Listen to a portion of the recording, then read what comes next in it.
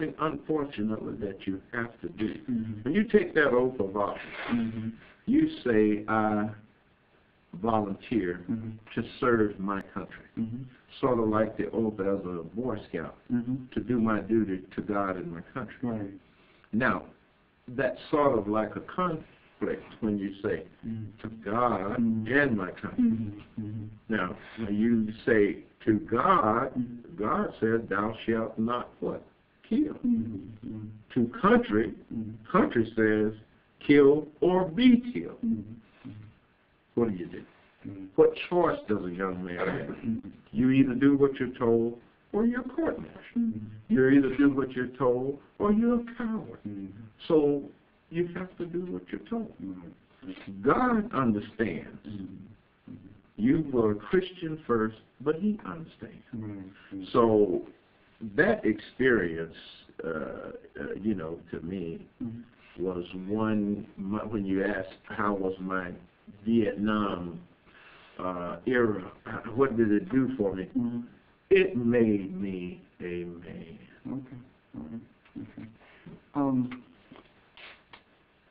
Keep that back up a little bit. Did you sustain any injuries in this? Well, before going to Vietnam, you know, let's start back with jumping out of airplanes.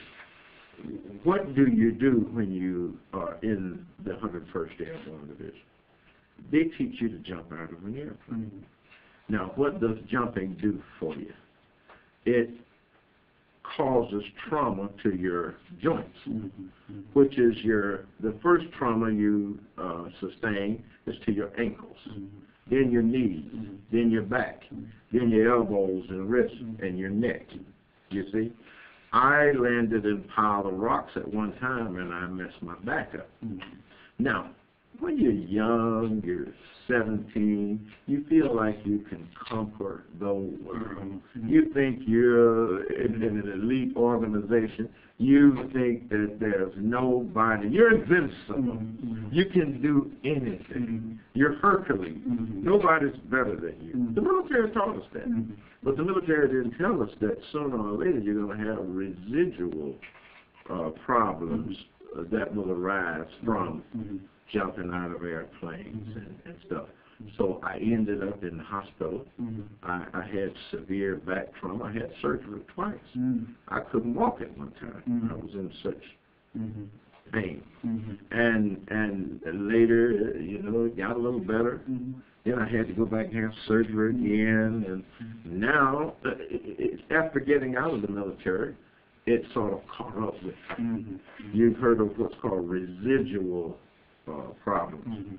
The residual effect of that caused me to really have some severe back pain. So now I have to have both knees replaced. Where does it come from? All the jarring and the trauma from jumping out of there. Okay. Just briefly also, I might have think on your phone. Did you have a second tour of duty? No, I had when I was released from my first general tour, which is in 1964 through 67, then I joined the Alabama Army Reserve, the U.S. Army Reserves. I joined the reserves again in 1970, and I served for another 2 years. All right. Just one more question, and maybe, was there a life lesson learned from the military? I mean, you might have touched on this before. Is there any life lessons, so to speak? There? Yes. Okay. Yes. For any young man or young woman who choose the military, first you have to recognize it's going to do something for you. What it did for me was it taught me discipline. It taught me teamwork. It taught me how to be a leader. Now, I'm being honest with you. After joining the military, I'm very proud that I did. I couldn't have been the leader that I am today. I would not have had the leadership qualities. I would have not had the teamwork qualities. I would not have had the comrade issues that I have.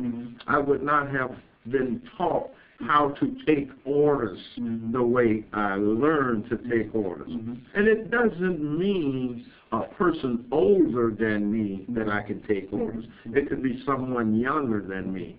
I've learned to take orders. Okay. And it taught me also a lot of the things that my parents had already taught me. They sort of expounded on it, meaning how to look a person in the eye and say, yes, ma'am, no, ma'am, yes, sir, no, sir, with a smile, Sure. and mean it. Great. That's what it did for me. Yes, sir. So, Yes, sir. Well, that concludes our interview. And just, do you have any closing remarks, or do you think you covered everything already? well, I would just say, once again, for anybody who would like to choose the military, war just happened to be part of the job. Unfortunately, you may have to go to war. Some may not have to go to war. But don't give up. Do your duty. Do your time. And make the best of it. Okay. Because it is a rewarding experience.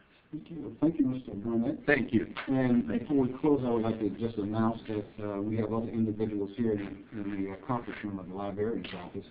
We have Mr. Greg Pulliam, who's a member of the Southfield Veterans Commission, Ethel Grossman, who's a member of the Southfield Veterans Commission, Mr. Tim Workers, who's our camera person. He's also with the Southfield Veterans Commission.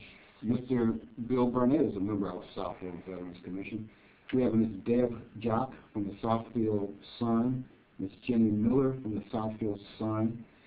We have Ms. Pat Beck from the Detroit Free Press, Ms. Gina Dameron, also from the Detroit Free Press. And so we want to thank you and wonderful interview. Thank you so much. Thank you.